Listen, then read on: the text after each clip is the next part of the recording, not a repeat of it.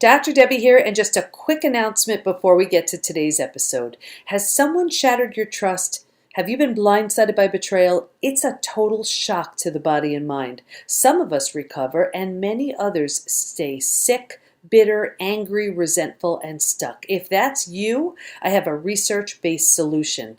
My new book, Trust Again: Overcoming Betrayal and Regaining Health, Confidence, and Happiness, is now available. In the book, I literally walk you through the 5 stages of betrayal all the way to transformation with all kinds of examples, stories, and activities so you heal as you're moving through the book. I've also shared my very personal story along with those who participated in my PhD study so you can see how others moved through their experiences too. Of course, I'm also teaching you my 4-part trust rebuilding process so you can learn to feel safe again, love again, trust again. So here's what you do. Go to the PBT, as in post-betrayal transformation, thepbtinstitute.com/trust again. That's thepbtinstitute.com/trust again. Why? Because there's a link on that page that'll take you to Amazon, but I want you to know about it because once you get the book, come back to that page, enter your receipt, and then you get some amazing bonus gifts. Can't wait to share the book with you. And if you have friends or a group who'd benefit, get it for them too, because I'm giving tickets to a very special workshop for anyone who purchases more than 5 copies. thepbtinstitute.com/trust again. Okay, now on to today's episode. Welcome to From Betrayal to Breakthrough. I'm Dr. Debbie Silber, and today's guest is Betsy Wiersma. And Betsy is known for big idea thinking and ROI, return on ideas. After years of service leading the national events industry on the President's Council for the International Festivals and Events Association, the Advisory Board for Special Events Magazine, and with ISES, the International Special Events Society, Betsy now focuses on Wiersma Experience Marketing, her own consulting and event marketing company based in Denver, Colorado. Author of many books, including the event textbook, Exceptional Events, Concepts to Completion. Betsy's seminars provide event producers and marketers across the globe with everything from basic tips to complex case studies. She's an international speaker, all over the universe, winner of all kinds of awards, and she's also the co-founder in 2020 of the Global Sisterhood Podcast Network and hosts her own Boost Power podcast and Sister Stories podcast. And you're about to meet my new friend, Betsy. And while I so wish I had a friend like her when I was back in school, I'm so glad to know her now. Sometimes after betrayal, we need a new group of friends, a new social circle, or maybe our interests that we've been putting on the back burner are ready to be unleashed. Betsy is going to show us exactly how to get started. Here she is.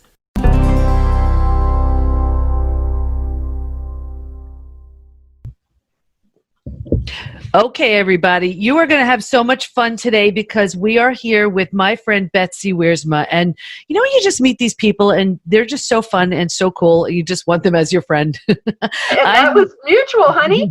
And yes, it was. Well, that's really good to hear because I met Betsy when we both did our TEDx's in Colorado, and she was just so fun. So I can't wait to introduce you to her. We'll get all into her story, but for now, welcome, Betsy.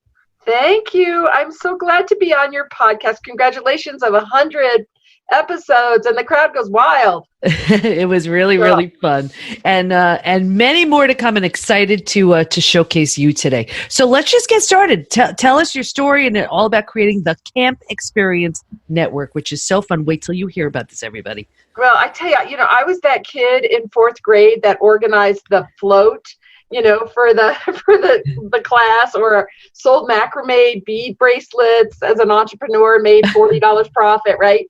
I was the ultimate organizer growing up. And, I think as I look back, it was a great way to get attention that didn't have to do with body image or, being the richest kid in the school. I was the most fun, right? Mm-hmm. And so I think it was a good coping mechanism in a family where I had a very, very beautiful sister who was a blonde bombshell, and I thought, well, I'm going to be the fun one.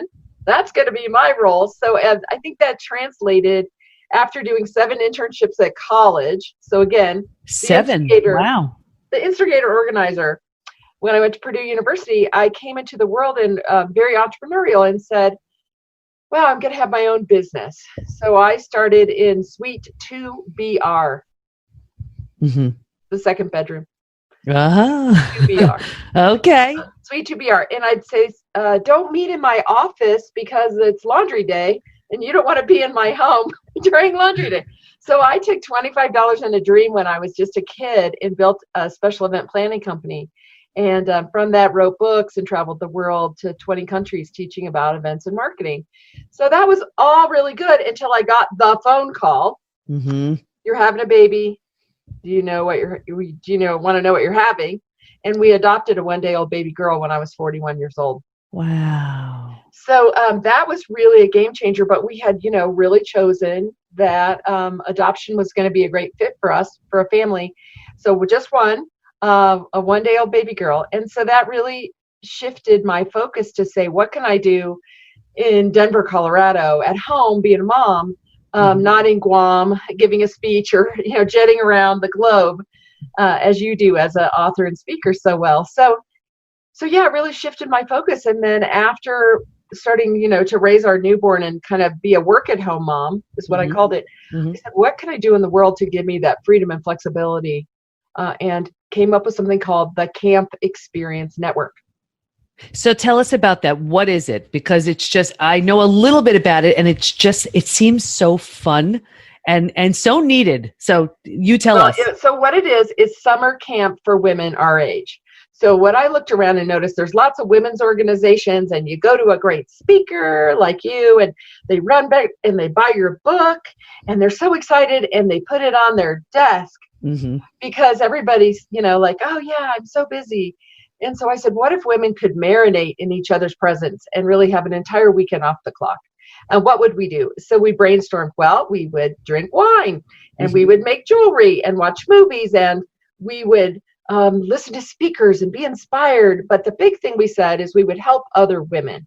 And that's our differential really nationally, is we are dedicated to helping other women. We've raised over $1 million in getting together for 15 years. And now we have 60 events a year, including the fall camp.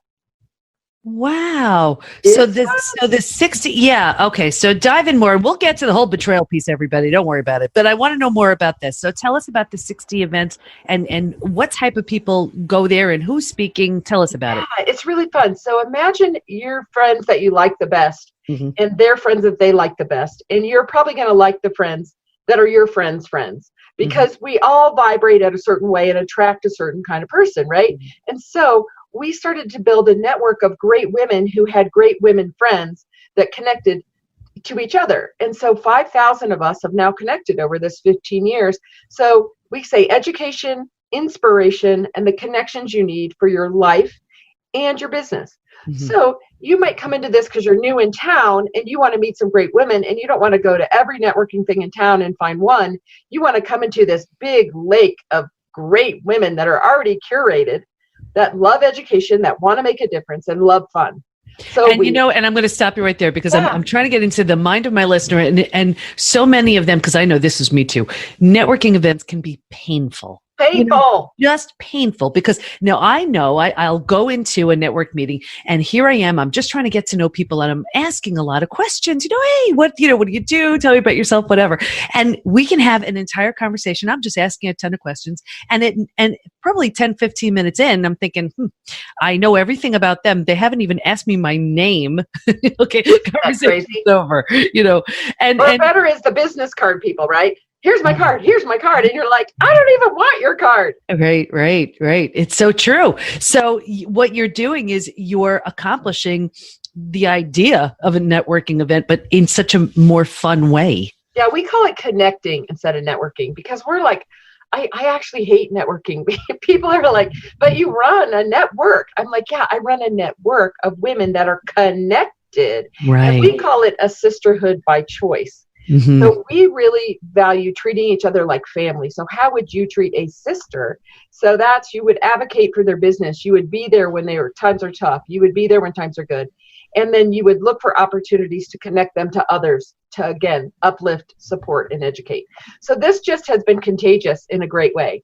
And so it just, people bring people that they like, and we grow at like 15% a year, and get 30 to 50 at our networking small groups and 150 at the retreat. Okay. And you know what? I want to make sure we'll put in the show notes where we can find out more. But let's get into, because I imagine you don't do something like this unless you're inspired by something. And I'm wondering, does your betrayal story have anything to do with any of this? No, I mean, maybe not. My betrayal story happened in the context of this. And, my husband says, we've been married 20 years, Betsy, you are a really bright light. And when you're a bright light, you attract all kinds of things, right? So imagine a bright light and all the mosquitoes outside in the Midwest where I grew up. Zip, zip, the bright light attracted lots of bugs. And I think one fault I might have is the just wholehearted loving ability that I trust and love first. I trust and love first. So in the early days of Camp Experience, man, it was just a band of sisters that got together and raised all the money and did all this. And I let into my heart a person that I thought was one of my best friends. And, when she was having a down day, I was that friend that drove to her house and was there in the deepest, darkest moment. I was that friend that just really put her on a stage and gave her a chance to bloom in the community and get on boards of directors and all these things. And I had created a fantasy, I guess, that we had an equal respect for each other, love for each other, and that we were super, super good friends. Until one day she said, well, I've gotten everything I need from you. Oh my gosh. Like actually said it, not just thought it, she just turned to me and said, I've gotten everything I need from you. Wow. And I thought something was kind of weird. And I'm like, that's weird. She's like, yeah, I've gotten everything I need from you. And turned on a dime. Like went from best friend to hater, like gathering people against me, having anti-organizations against Camp Experience. And she had been a founder of the Camp Experience Network. And it was like somebody just ripped my soul out, because this is a person, that I really believed was one of my allies in the world. And it was so shocking. I didn't even know what to do. And, and everybody listening, they know that shock. It's out of the blue. And it's like, where did that come from? You didn't see it coming. You never could have expected it. And it's like someone just takes a mask off and says like, no, this is who I really am. And you're like, what? Where'd that come from? Oh, and Debbie, it was so weird because I'm so trusting and so loving. And so first, I think I went through all your stages, but I mean, I definitely went through the shock of like, well, that's really weird. And then I was so hurt because of the rally. It wasn't only I'm done with you. It's like, I'm going to rally others against you, which I thought was a little bridge too far. I mean, it's one thing if you choose to break up with someone, but do you really rally others? I thought that was kind of strange. And then I started examining our relationship, and I started really seeing where I was really in the dark, that I would give and have the birthday party and make the special gift and volunteer for her charities or whatever. And then it was my birthday and maybe there was a card. Or maybe Did you ever get a sense that did something ever feel off to you, or? I went to some counseling with Lauren Miller, your friend and my friend Lauren Miller. I tapped it out a lot. I never saw one thing that was it. But as my friend said, Betsy, you are vibrating at a different place. Your camp is growing, your tribe is bigger, your donations are bigger. You are stepping so big into this service of others. Maybe your vibration just is not the vibration this person is attracted to. So, I don't ever judge. That's not my job. So I'm not saying she's wrong. I'm just saying, boy, that shock of what I thought was one relationship really felt like the betrayal that you so wonderfully are dedicated to help us all with.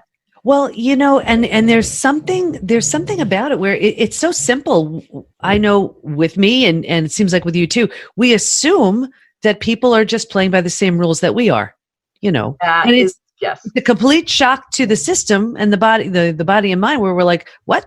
Like, I live by the most insanely, this is the simplest rule ever. If it's going to hurt someone, don't do it.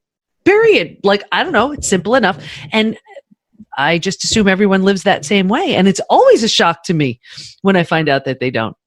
Yeah. And, so I finally just got to that place of, I have been praying this prayer, give me the people, places, and things to serve big for the common good, serve a big God. Give me the people, places, and things, and the others, please fall away. Because I don't have to choose to ever judge anyone. That is not my gig. I love everyone and everything, but give me the people, places, and things for me and them to serve together for common good, to love each other, have fun, to do good, and everything else fall away. And I have, people say, oh, you're the head of a 5,000 person network. You have all these friends. You have all this. I'm like, well, actually, the truth is I have tons and tons of great friends, but I have a very, very small inner circle. And I think it's because of things like this, Yeah, absolutely. And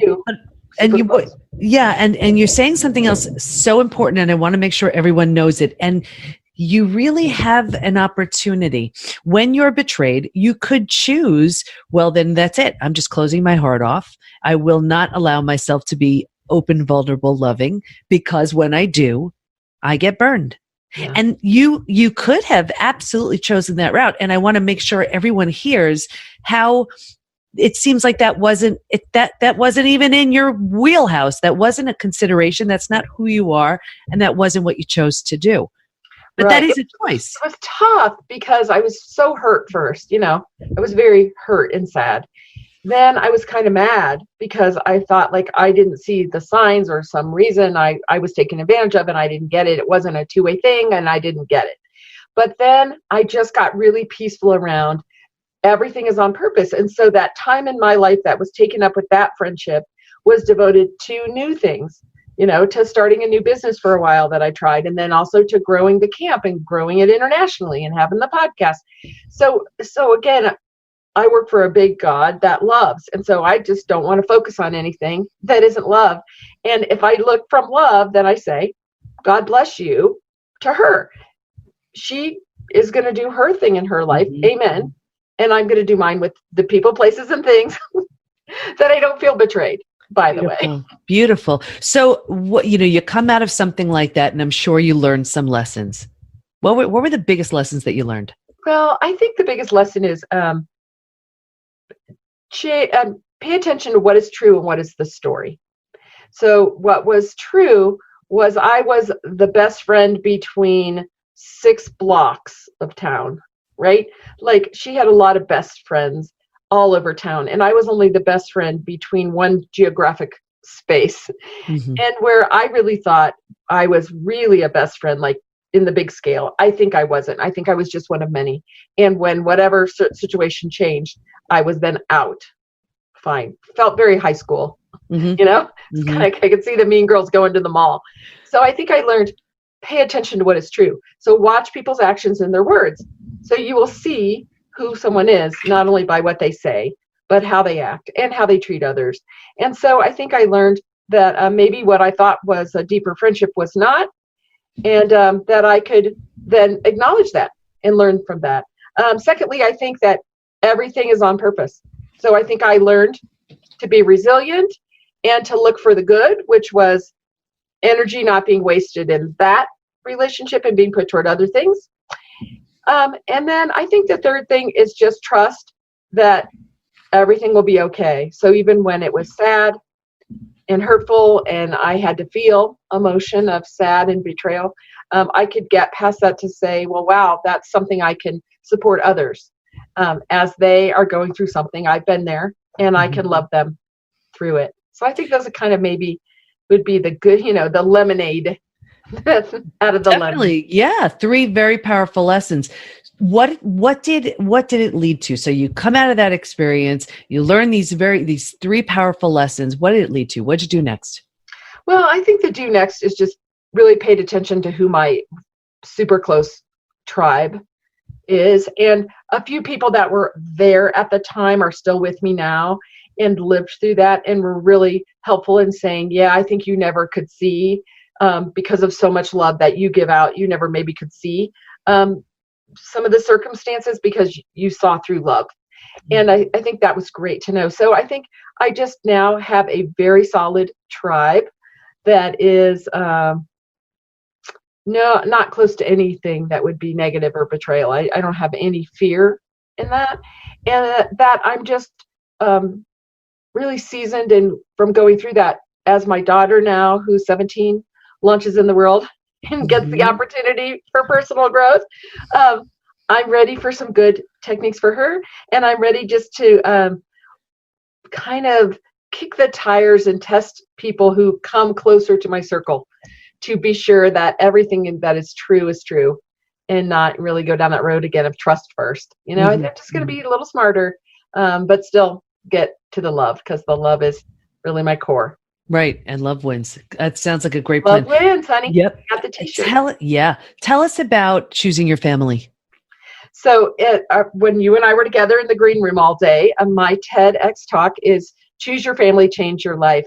And my experience for 15 years has been, I moved away from my biological family, which is in Indianapolis, Indiana. I live in Denver, Colorado. And so I went through getting married to my soulmate, adopting a baby, and there was no family around, no babysitters, no calls in the middle of the night about diaper rash. I had to figure it all out. Also growing a business and a network from scratch alone. So what I believe is you can choose a family, which is you can attract people that you treat as family, and they can help you in your business and your life. So the TEDx talk is all about, and you could perhaps put that link in the notes. It's all about what do you do to build deep relationships. And so, you know, we've learned over the years, you include everyone, be super inclusive, especially age diversity is what I love the most. That 20-year-olds learn that 60-year-olds are cool. I think it's a miracle. It's really good for all of you listening, for those young people to know how great we are and that we are still fun. That's true. That's true. Right about 60 myself. Then, you know, creativity. We're big into arts and crafts. So we think, you know, creativity connects, and then going on adventures is really great. Sharing your personal big dreams and your voice is super good. And then serving others, really. And all those things really are a really yummy mix to bring people together into intimacy and friendship. And what's so important about what you're saying is when you think of the betrayal community, very often families are broken up, or friends, they thought they had maybe sided with an ex, let's just say, or like a friendship betrayal like what you had, or a family where, you know, they're your family one day and now you're sort of out of the family the next day. I mean, such craziness. And what you're saying, it sounds like, is you can create this family, which is something I want you to go into it even further, because I know a lot of my listeners are like, I feel so alone. I feel so thrown out, so disregarded. So tell us what that looks like when you find your new family. Right. Okay. And so what I find is likes attract likes, right? So a good place to start, if you happen to be in Denver, Colorado, it's your lucky day, because I got a family waiting for you. It's easy here, because I put together the CampExperience Network. But if you're just wherever you are in the world, start with something you're passionate about. So let's take my favorite thing, arts and crafts, because I am a crafthlete, like an athlete for crafts. I've been doing crafts since I was a kid. I love art. So let's say you're interested in art. So then you go. And I just have to stop you, right? I have to stop you, because everybody, Betsy and I are speaking, and you only are listening to her. I'm watching, and I'm looking at the most amazing room where there are so many beautiful arts and crafts in the background, and it's just, she really is no joke. She's very crafty. I'm looking at a lot of her crafts behind her.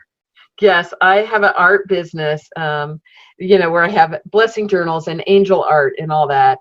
So check out BetsyWiersma.com and you can find some art for you. But let's just take art as an example. It could be sewing. It could be fly fishing. It could be skiing.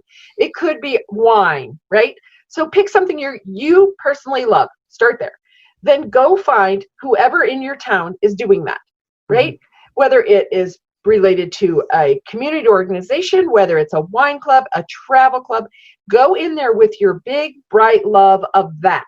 the art, the crafts, the wine.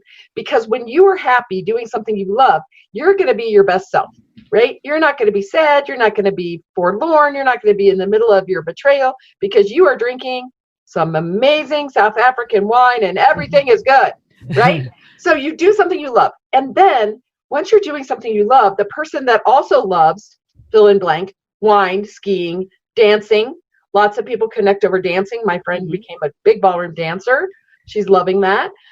Once you connect over something you love, you already found somebody that you kind of like because they like what you like. So from there, you can start a deeper relationship by spending time doing something you both like or you all like. And so what we found is helping others was a great connector. So we volunteer together. We serve at the food pantry. We clean out our closets and donate them to homeless women. You know, we raise money for knapsacks for people experiencing homelessness.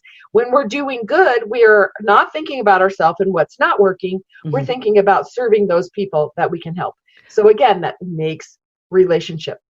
I love that. It makes such perfect sense. But I also know, this is the reality of it, that there are a lot of people listening saying, that sounds really great, but I'm so afraid. I'm so not comfortable going by myself or, you know, starting up a conversation. Speak to that person. Well, I would just say, sister, what's working for you now? Right? Is sitting home being afraid working, which is fine if it is, but if it's not working, what is then the least scariest thing? Like, could it be looking around to figure out where other scared people are and being scared, right? And just being okay to be your authentic self of being scared or timid, but trying a baby step. Because I think what we could uncover is most of us are scared. Most of us are uncomfortable. I hate networking and I run a network. I hate it. I was in a room last night standing against the wall. Oh my gosh.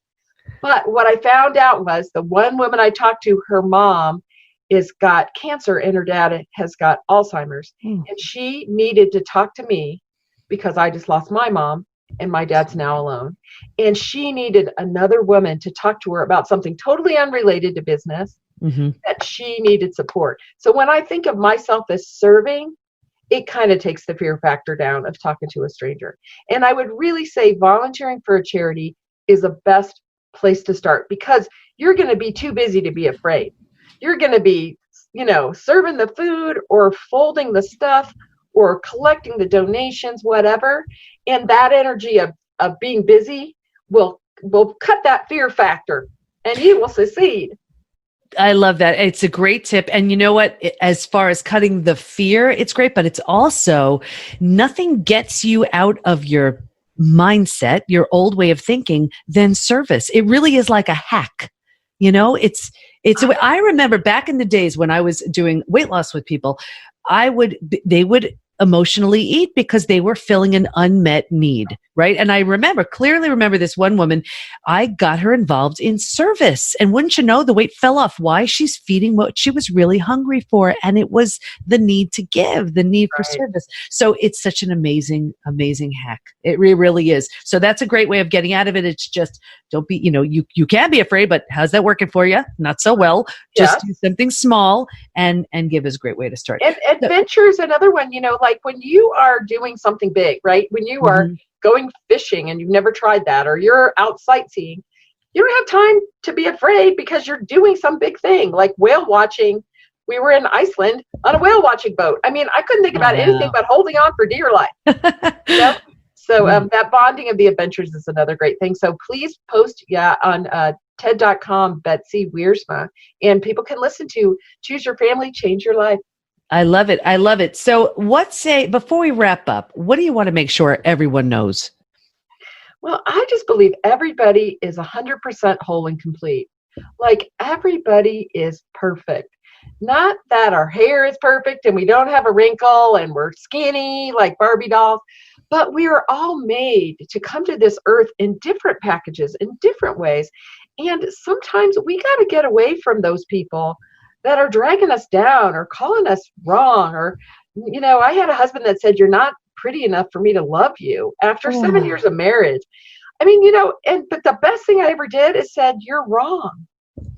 You're wrong. This is how God made me. And I'm going to go figure a life with people that appreciate what I am and who I am, and getting away from that message wherever you got it.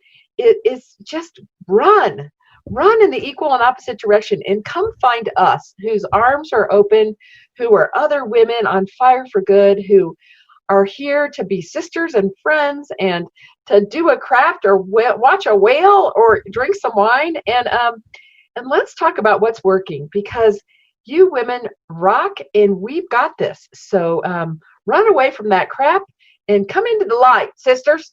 Because, you know what? It's just an amazing message. And I'm watching you as you're speaking. First of all, you are beautiful. And there's such a radiance and a glow it's like almost blinding. That's how big it is.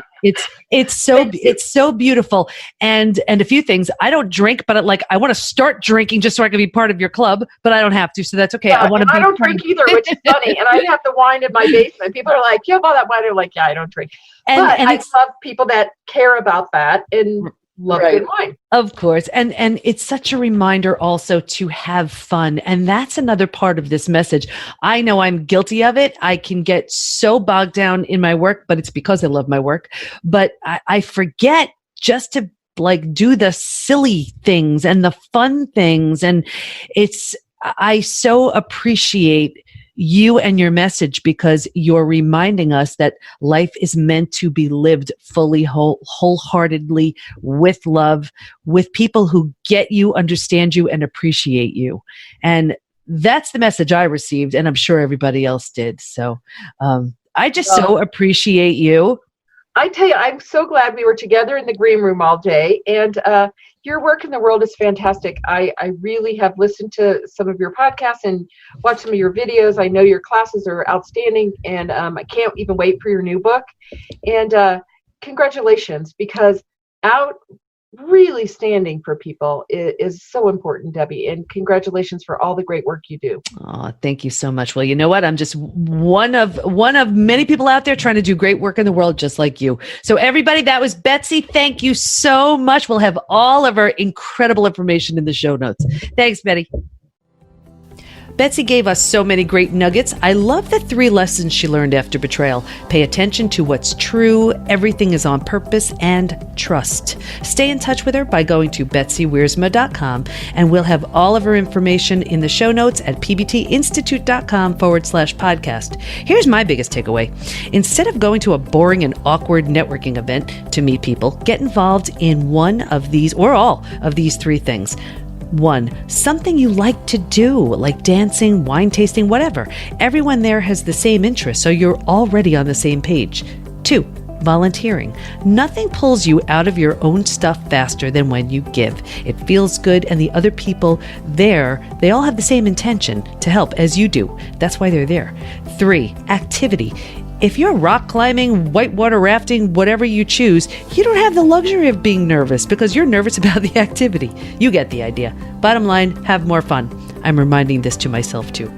Don't forget to take the Post-Betrayal Syndrome quiz at pbtinstitute.com/quiz, and the PBT Institute membership community is waiting and ready for you. Imagine everything you'd ever need to become your physical, mental, emotional best. Community support, certified coaches and practitioners you could schedule time with, daily classes on all kinds of interesting topics, curated experts teaching advanced strategies in the areas of health, mindset, spirituality, personal development. Imagine the most friendly, welcoming, and supportive place to become your best, all online. I'm so excited to welcome you. Just go to thepbtinstitute.com/join to learn more. Thanks for listening. Can't wait to be with you next time. And here's to your breakthrough.